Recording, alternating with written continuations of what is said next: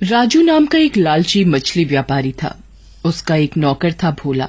राजू रोज नदी में अपनी नाव लेकर जाता, ढेर सारी मछलियां पकड़कर शाम तक बाजार में बेचकर अच्छा मुनाफा कमाता, फिर घर आ जाता। वो अपने इलाके का सबसे अमीर व्यापारी था, लेकिन फिर भी वो संतुष्ट नहीं था। अरे यार भोला, आज भी कम कमाई हुई, बहुत टेंशन हो रही है यार। मालिक, आपका अगर आज का ही मुनाफा देखा जाए तो गांव के 50 लोगों के बराबर होगा, लेकिन फिर भी आप खुश नहीं? नहीं, बिल्कुल नहीं। जिस दिन मेरा मुनाफा 50 नहीं 500 लोगों के बराबर होगा, उस दिन मैं तुझे बूंदी खिलाऊंगा, 1 रुपए की। बूंदी छोड़िए सेठ, पहले पगार दीजिए, पगार पिछले 2 महीने की जो बाकी है। काम धाम कुछ करता नहीं, पैसे दे दो बस। भगवान से प्रार्थना कर मुझे किसी दिन नदी में खजाना मिल जाए, उसी दिन मैं तेरी पगार दे दूंगा। खजाना नहीं, शार्क मिल जाए और खा जाए इस कंजूस लालची आदमी को। फिर अगले दिन वो अपनी नाव में सवार होकर मछली पकड़ने निकल जाते हैं। तभी राजू को पानी में एक बहुत सुंदर सोने से बनी बोतल तैरती दिखाई देती है। अरे वाह, लगता है भगवान ने मेरी सुन ली, आखिर मुझे खजाना दे ही दिया। देख भोला, ये बोतल पक्का बहुत पुरानी और बेशकीमती है। मैं तो ये सोच रहा हूँ कि इसमें से अलादीन का जिन निकल जाए और मेरी सारी मनोकामनाएं पूरी कर दे।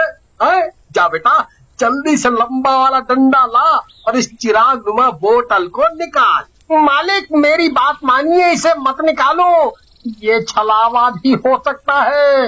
लालच के चक्कर में लेने के देने भी पड़ सकते हैं। अरे हट मूर्ख, घर आई लक्ष्मी को कोई ठुकराता है। चल जल्दी निकाल इसे बेचकर ही तेरी पगार दूंगा। जैसी आपकी मर्जी मालिक। झट से राजू उस बोतल को उठाता है और खोलने की कोशिश करने लगता है।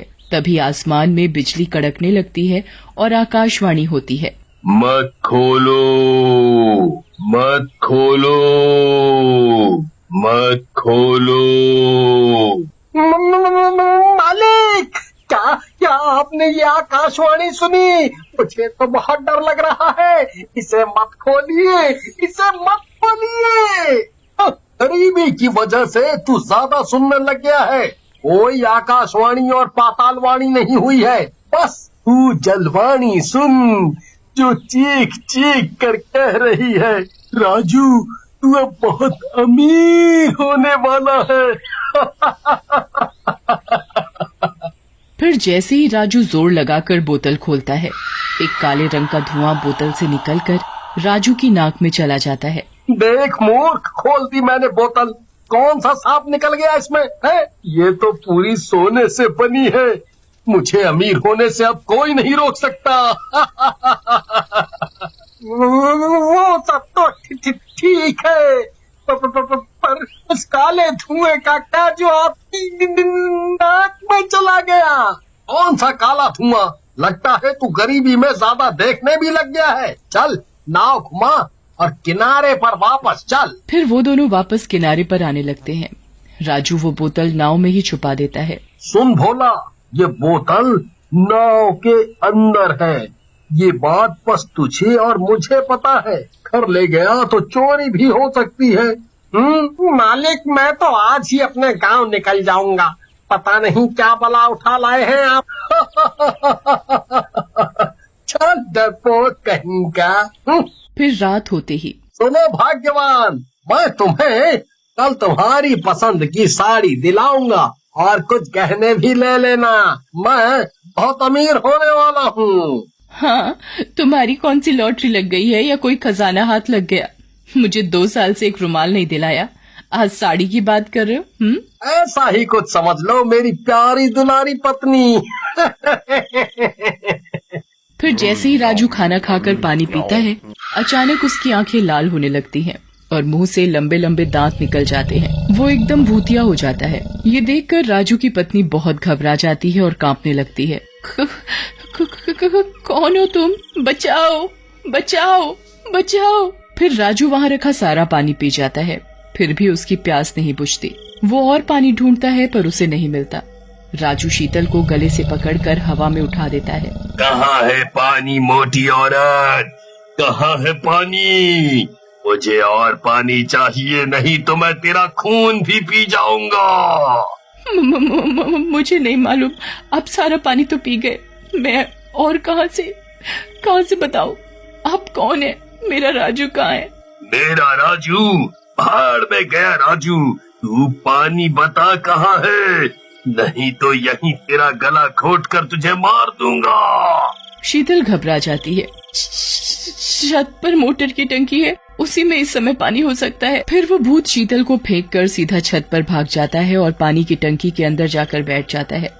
आज कई सालों के बाद मीठा पानी मिला है, नहीं तो समंदर के नमकीन पानी से तो कब का प्यासा रह गया मैं। अब प्यास बुझी है इस मीठे पानी से। उधर शीतल भागी भागी अपने पड़ोसी श्याम के घर चली जाती है। श्याम भाई खोलो, श्याम भाई, श्याम। जैसे श्याम दरवाजा खोलता है, वो शीतल की गर्दन पर लगे नाखूनों के निशान से डर जाता है। अरे भाभी, ये क्या हुआ? ये सब निशान कैसे? आप ठीक तो है ना? आप पर किसने हमला कर दिया? राजू भाई कहाँ है?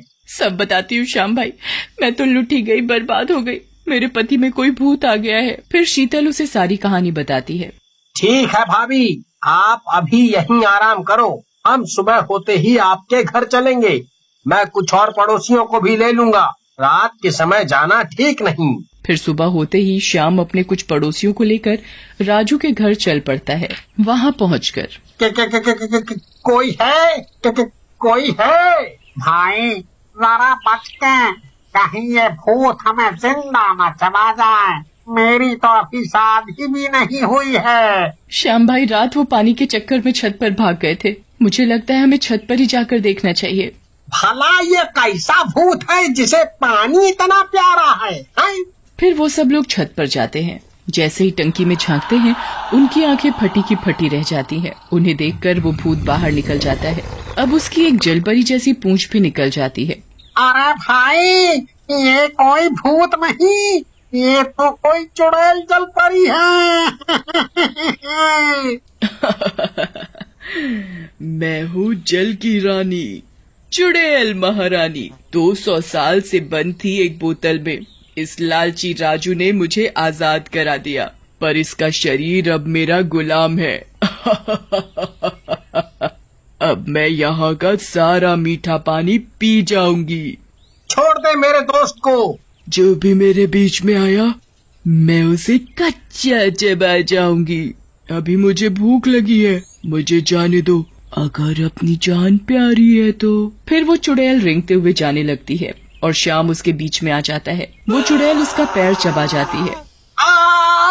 मर गया! बचाओ बचाओ! अरे भागो रे भागो, अपनी जान बचा कर भागो। फिर वो सब वहाँ से भाग जाते हैं। वो चुड़ैल रेंगती हुई मछली मार्केट पहुँच जाती है और वहाँ उत्पात मचा देती है। सभी मछुआरों की सारी मछलियाँ खा जाती है और सब कुछ तहस नहस कर देती है। बाजार में भगदड़ मच जाती है। बचाओ बचाओ, अरे बचाओ। अरे भाई, ये क्या बवाल है? इसने तो सब कुछ तहस नहस कर दिया, अब हमारा क्या होगा? भाई, मैंने कुछ देर पहले सुना है ये लालची राजू है, इस पर किसी आत्मा या पिशाच ने अपना कब्जा कर लिया है।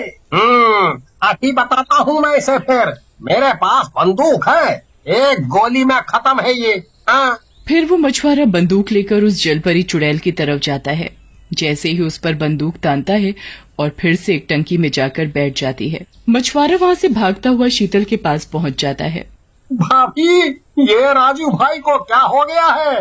फिर शीतल उन्हें सब कुछ बताती है। ओहो, राजू भाई का नौकर भोला कहाँ है? जब से राजू भाई इस हालत में आए हैं, तब से ही वो गायब है। शायद वो ही हमें हमारे सवालों के जवाब दे सकता है। फिर वो सब मिलकर भोला के घर जाते हैं। वहाँ उन्हें पता लगता है कि भोला गांव चला गया है। मुझे पहले ही पता था, इस नाश पिटे भोला ने ही कुछ किया है मेरे पति के साथ। अब गांव भाग गया। हाँ भी रो मत, मैं भोला को फोन करता हूँ और पता लगाता हूँ क्या मामला है। फिर वो भोला को फोन लगाता है और भोला उसे सब बताता है। हाँ, हेलो, मैं आज शाम ही वापस आ जाता हूँ। फिर शाम को भोला आ जाता है। हाय भोला, नदी का वो कौन सा हिस्सा है जहाँ वो भूतिया बोतल मिली थी? क्यों ना हम सब वहीं चले हैं? फिर वो लोग नाव में बैठकर वहीं पहुँच जाते हैं। तुम फिर आ गए। महोदय, मैंने उसी दिन मालिक को मना किया था बोतल ना खोले, पर वो माने ही नहीं। कोई रास्ता बताए, पूरा इलाका खतरे में है। ये एक बहुत ताकतवर जल परी का भूत है जो 200 सालों से इस बोतल में कैद था। अगर तुम चाहते हो वो व्यक्ति ठीक हो जाए तो तुम्हें चालाकी से उसे पानी से दूर रखना होगा, क्योंकि वो चुड़ैल रात को पानी में ही सो सकती है। अगर उसे पानी नहीं मिला तो वो तड़प तड़प कर वापस इस बोतल में आ जाएगी। फिर वो लोग वहाँ से वापस आ जाते हैं। तभी वो चुड़ैल खा पी के टंकी में घुस जाती है। अब समझ आया। मेरे पास एक तरकीब है, क्यों ना हम टंकी में बहुत सारी नींद की दवाई मिला दें। जैसे ही चुड़ैल उस टंकी में जाएगी, पानी पीकर बेहोश हो जाएगी। हम फिर उसे निकाल कर पेड़ से बांध देंगे और थोड़ी देर में उसे ताप कर बोतल में जाना ही होगा। हाँ भोला जी, आप सही कहते हैं। आप मेरे पति को बचा लीजिए। फिर अगले दिन जब वो चुड़ैल जागती है, वो दोबारा उत्पात मचाना शुरू कर देती है। वो रेंगते रेंगते और कूदते कूदते सारी मछलियां खा जाती है। इस बात का फायदा उठाकर भोला जल्दी से टंकी में नींद की दवाई मिला देता है।